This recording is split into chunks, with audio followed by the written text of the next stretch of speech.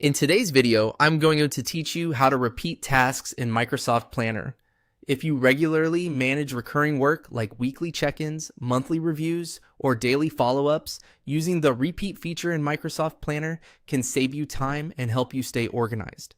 Instead of creating the same task over and over again, you can set it to repeat automatically with just a few clicks. To get started, open Microsoft Planner and go to the plan where your task is located.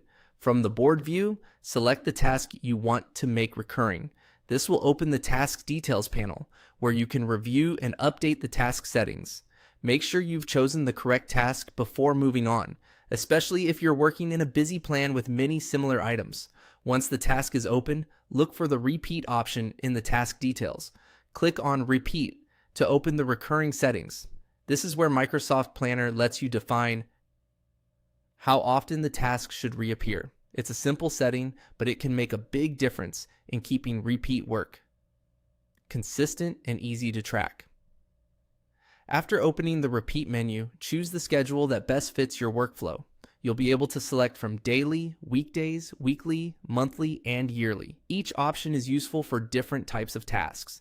Daily is helpful for routines that happen every day, while weekdays is a better fit for work that only needs to happen during the business week.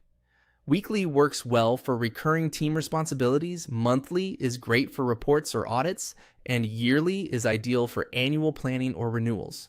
When choosing a repeat pattern, think about how often the task truly needs to happen.